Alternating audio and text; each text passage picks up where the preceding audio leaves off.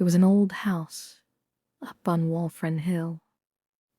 It had sat empty for so long no one living in town could remember who had last lived there, or who the first was to call it Drowning House. Some said it was because of the cliffs. The sound of the waves breaking on the rock drowned out the sound of anything else. But that was just what you told tourists. Tourists in town to see the leaves change, or families visiting from out of town. The people who lived there knew the truth, because of what happened to the people who dared to go there. One story is about a small family, Victor and Marie Ellison, who had bought the old Walfren estate. When it happened, nobody said much of anything at all. They were polite enough. From the Midwest, with their small son, they'd been dreaming of opening a bed and breakfast. Victor was a contractor, and before their son had been born, Marie had been a painter. Both had always dreamed of living by the sea, having the kind of life you see in magazines or movies. Morning coffee on the veranda, open windows that let the sea air cool the house in the summer. Sunrise on the water, the sound of the tide lulling them to sleep. For a few weeks, that's exactly what they had. Victor cleared brush from the drive, patched up damaged parts of the house, even toyed with the idea of replacing the light and water fixtures, until he realized the house operated on its own gas and water, a perfectly self-sustained paradise. Of course, the house had its moods, but he said it was solid. Then, slowly, came the sound of water. Not from the tide coming and going, not from any faucet dripping or bath being filled, just a gentle rush through the pipes and the walls. Soft at first, but then it took on a rhythm, slow, even, like blood pumping through your veins. Marie heard it most in the evenings, after she put her son to bed for the night. Soon she started painting again. At first it seemed normal, fitting even. The house, the cliffs, water crashing on the rocks. That Victor started to notice after a time that the focus was never on the house, or the green grass, or the figure of a boy playing in the field. Only the water. Then, a girl waist deep in a black pond. A hand-breaking surface was still pool. Faces beneath the ripples, as if hidden in the canvas. Victor might have laughed it off, but his mind was elsewhere once he found the envelope.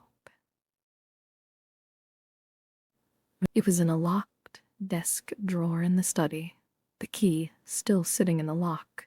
Inside were a few papers yellowed with age. Some written in French, others English, so formal it barely made any sense. The heading was clear enough, though.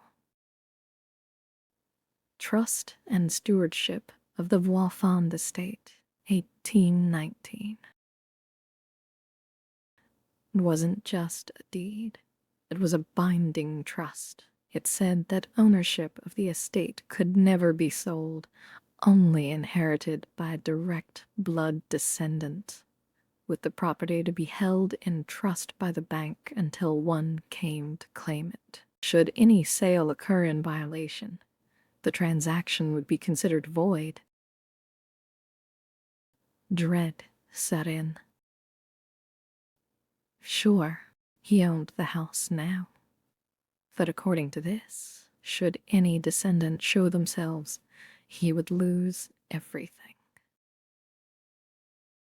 And there, at the bottom, in dark, curling ink, a covenant that the house shall never pass into stranger hands.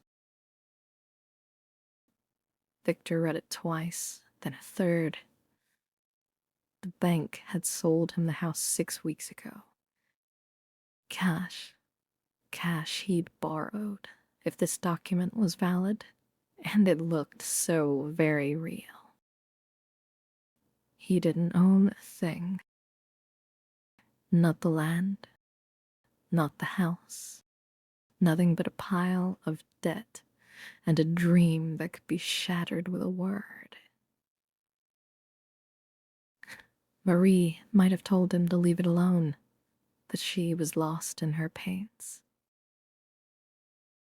She said the water in the walls was louder now, and the air in the cellar felt alive. But Victor wouldn't let it go.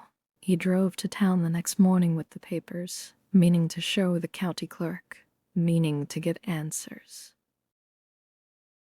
But the clerk, out sick, the assistant on duty took one look at the papers, refused even to touch them. "You'll want to take them back up the hill," she said. "That's where they belong." Angry and terrified he did.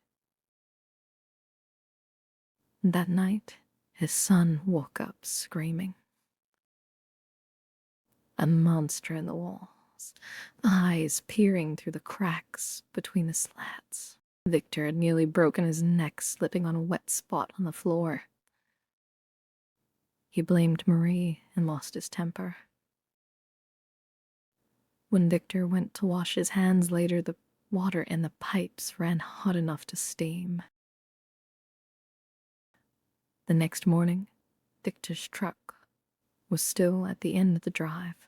The door stood open. Marie found him in the study, the envelope soaked through, but the ink firm in place, and Victor's lungs full of salt water. Marie called the sheriff, but the phone gave only static. A storm raged outside. She tried to leave with her son, barefoot, but rain made the hill slick, easy to fall, not so easy to climb up. No one knows how far she got before she realized and turned back. When the rain stopped, the sheriff made his way up the hill. The boy found asleep in the cab of the truck, safe and dry. Marie was never found at all. When the sheriff asked the boy what had happened, Mama said she had to follow the water. Sweet dreams.